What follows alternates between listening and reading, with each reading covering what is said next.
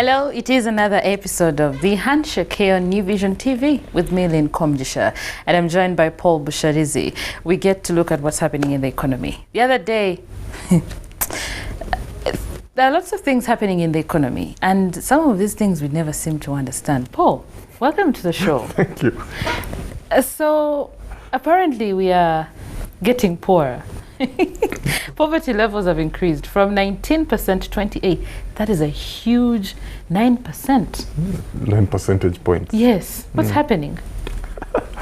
Well, I think you're referring to a report which said that PricewaterhouseCoopers has done a survey. Yes, yeah, that's the system. And in that survey, they showed that they expect that the economy is going to start growing again, or growing much faster than it has in the last few years, up to 5%. But then in the same report, they report that poverty levels are going up. They're going up, so yeah. There's a contradiction. Well, I think first of all, you need to understand which economic activity in this country employs the most people. Okay. Unfortunately for this country, I think, is that most people, up to 7 in every 10 people, is employed in agriculture or derives their livelihood from agriculture. Yes. And we know that last year there was a drought. Yes. Harvests failed and all that kind of business. So you can imagine if your harvests fail and 70% of your population is deriving an income from there, so you can expect poverty, or at least incomes, to fall. Yes. And then by extension, poverty increases. So they just woke up and, said, this has been going on. They think people are now poor.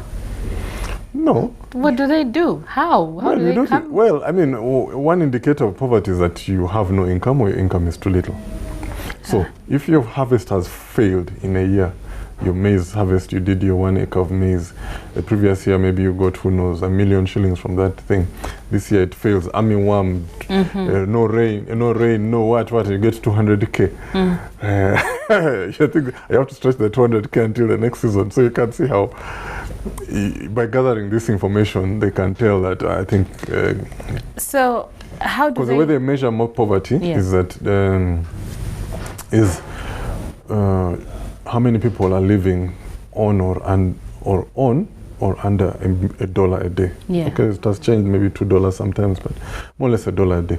So they can check your income, divide it by 365 days, and they say, this one is below $1 a day. Is one of the poor. So you can imagine, last year when I did 1 million shillings, maybe I was above the poverty line. Yes. This year I'm on 200k. Oh God. I'm below the poverty line. You're actually very poor. Yeah. So now, how do they come up with the 5% of the economy growing, yet people are getting poorer? I think, first of all, of course, that 5% was that we expect to grow by 5% in the coming year. But don't we expect too much? Actually, 5% is very modest. We should be growing at 7% plus if we are for certain things to happen. I mean, a figure was done, and this probably about 10 years ago, that Uganda needed to grow by at least 7% for 30 years to have poverty. So, our 28%, to bring it down maybe to 14%, we should be growing by 7%.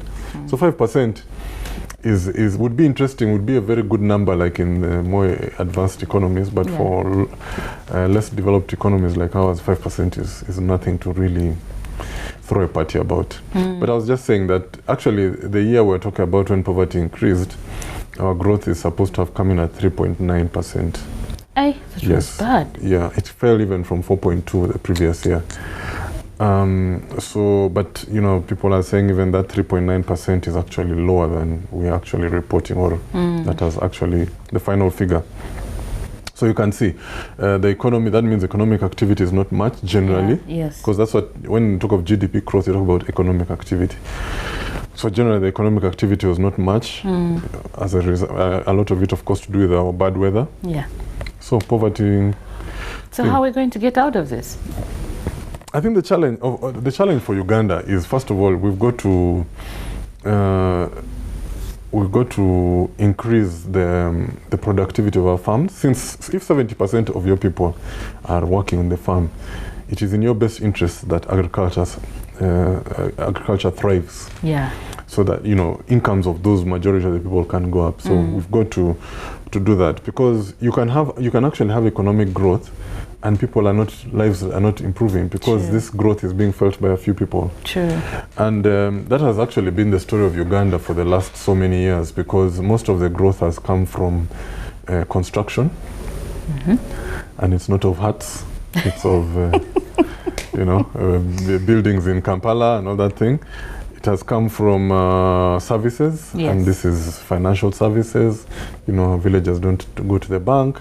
Telecom services, okay, our villagers now have phones, but the phones are concentrated in the urban areas. And manufacturing, our villagers, there's no manufacturing that side. So you can see the growth has been concentrated here. So on paper, it looks good. Uganda has been growing by 9% on average per year for so many years. But who is seeing this growth? So in order to have more people involved in this growth, and not also to mention that once, if these other things are still growing, construction, manufacturing and services, and your agriculture is growing, then actually growth will be much higher than is actually expected now. So the trick for us to reduce poverty is to make sure agriculture, the farmers get more money for what they produce. One, by making sure they produce more than they actually do, Yes. which they can, Yes. by improving their farming methods. And two, reduce the reliance on rain-fed agriculture, maybe have some sort of irrigation, water harvesting systems and that kind of thing. And also actually related to the first two is three, improve extension services. This is where you had guys going out from the district, come to a farmer's farm and say, spacing is poor, improve spacing, use this fertilizer, use these seeds. Then we have better income for our farmers, then hopefully poverty will disappear. Wow. I hope we can actually make that happen. Yeah. Thank you, Paul. You're welcome.